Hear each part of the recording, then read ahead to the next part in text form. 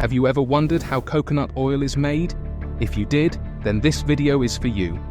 Hello and welcome back to Lord Gizmo, and today we will dive into the process of coconut oil manufacturing. But before that, please don't forget to give this video a thumbs up and subscribe to our channel for more related videos. Starting off with the star of the video, the coconuts. This wide land is home to hundreds of coconut trees, and these farmers kickstart the whole process by harvesting them. Typically, coconuts are harvested by climbing them and picking each manually. However, if conditions like this exist where the coconut trees are too tall for climbing, they employ the hook and pole method. Farmers use a long bamboo pole with a hooked knife at its end to cut off the coconut bunch from the tree. This method requires skill and precision to ensure the coconuts are detached cleanly and safely. Then, the fallen coconuts will be placed onto a wagon or vehicle that will transfer it to the next step. Once it reaches this area, the workers will begin sorting and removing the husk of the coconuts. They do this by using a sharp knife or object to slowly peel off the husk until the inner layer is exposed. Then, they proceed to store them up in sacks.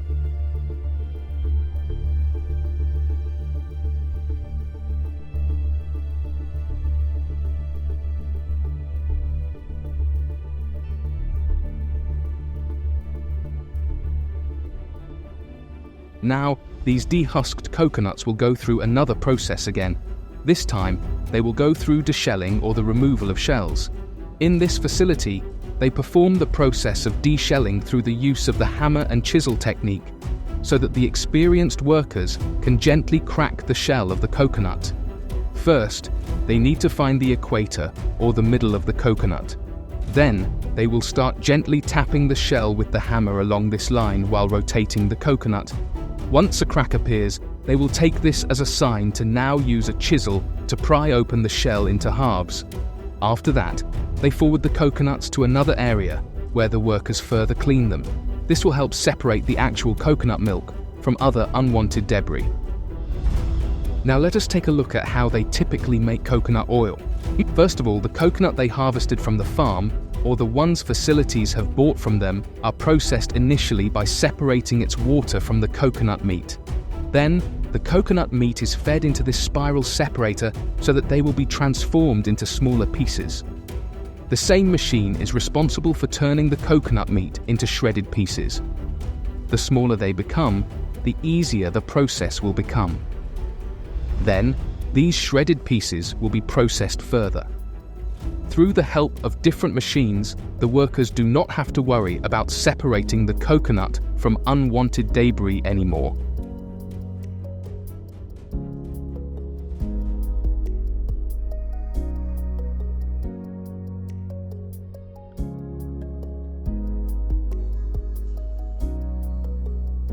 After that, the shredded coconuts will be put under high heat to process it even further.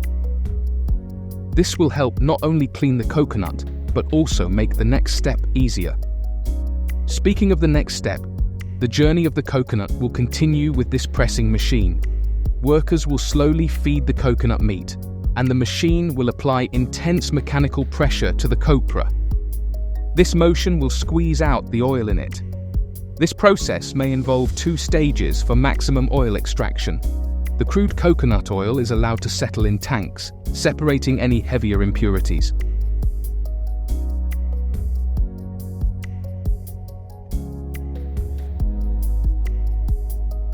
Once all of that is done, the workers will start packing the coconut oil into these smaller jars.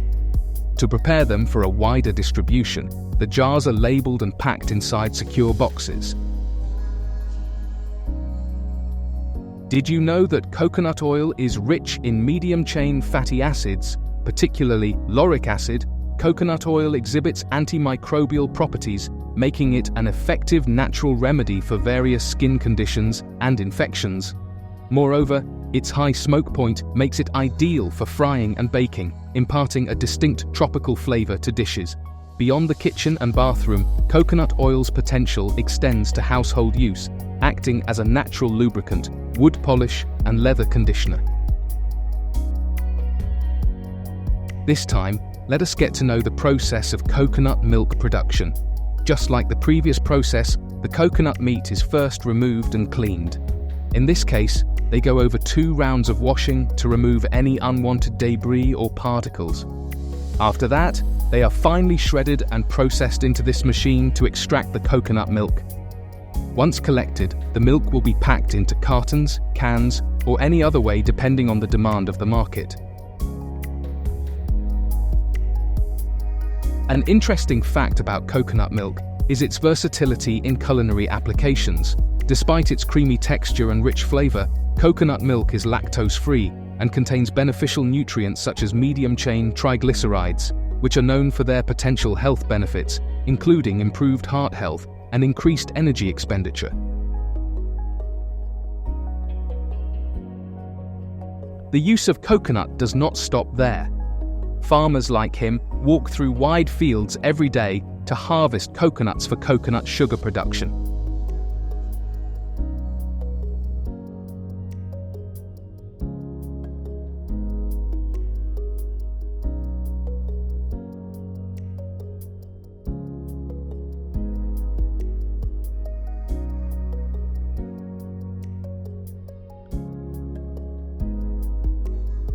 This farm uses the traditional method of collecting the sap, where farmers will climb up the trees and collect them.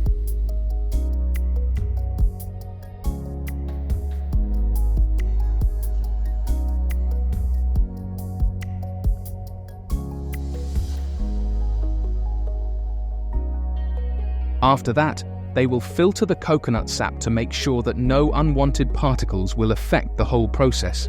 It is important to know that the sap needs to be cooked as soon as they can to avoid spoilage. They cook the sap by putting it under heat or boiling it.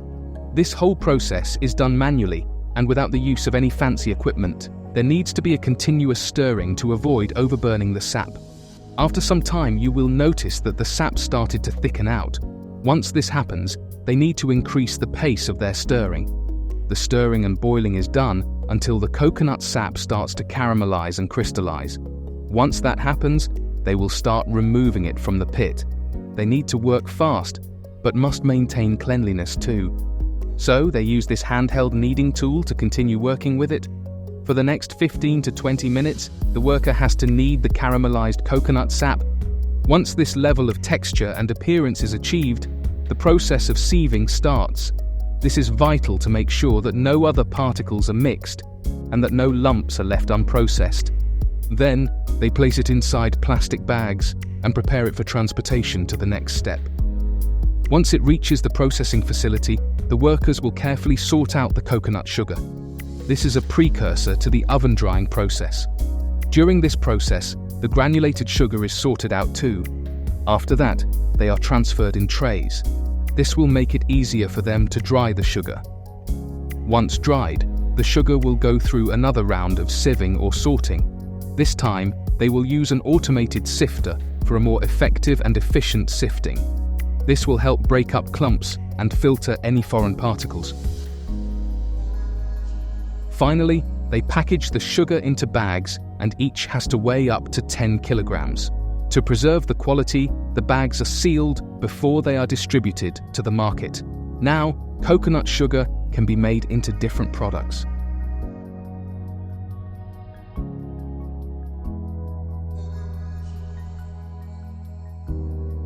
Let's move forward to how they make coconut crude oil. Several pre-treatment procedures, such as dehusking, shelling, drying, and expeller pressing, are used to extract coconut oil. One can remove the outer fibrous husk by hand or by utilizing machinery. With the use of specialist instruments, the hard brown shell is cracked and the kernel is extracted.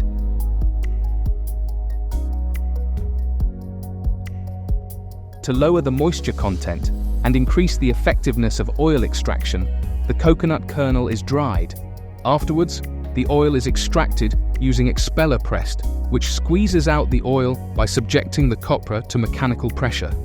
To keep the oil's crude quality, considerable filtering or purification is usually not necessary. Instead, the crude oil may go through a basic filtration process using cheesecloth or other materials to eliminate bigger contaminants.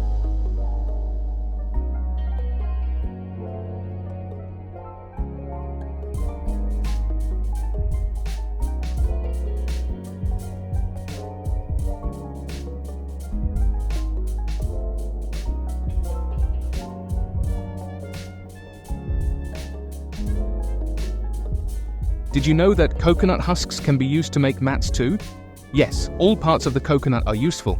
They do this by first shredding the husk into smaller pieces to separate the fibers. The process of fiber separation involves beating dried husks to separate long, coarse fibers from the inner pith, which is the softer core. The fibers are then sorted and graded based on length, thickness, and quality, with longer and thicker fibers being more valuable for mat production.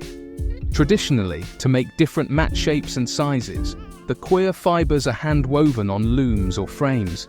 To create the desired thicknesses and patterns, artisans employ a variety of weaving techniques.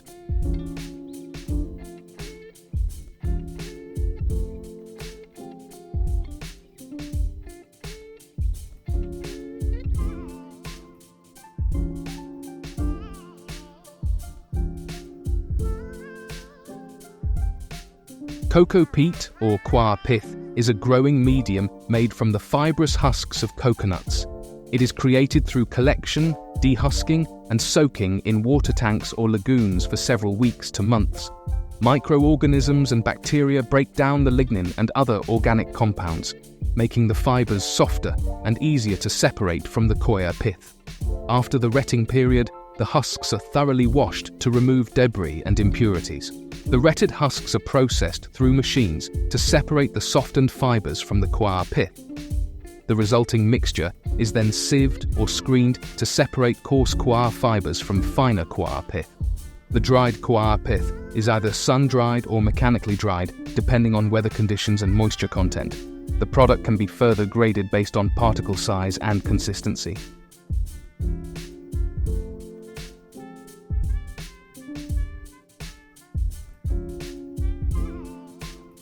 Last but not the least, the process of making cocoa peat, also known as coir pith, involves several steps. Initially, coconut husks are soaked in water to soften them, making it easier to separate the fibers from the rest of the husk. Then, these fibers are removed mechanically or manually. The remaining material, which includes dust and small particles, undergoes a process of sieving and washing to remove impurities. After that, it's dried either naturally or using machines.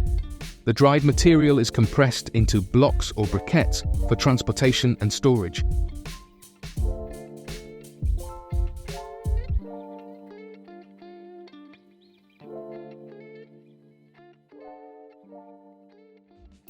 This has been Lord Gizmo, and we hope you learned a thing or two. Before you leave, please don't forget to show this video some love by giving it a thumbs up, subscribing to our channel, and clicking the notification bell so you can get notified whenever we have new uploads.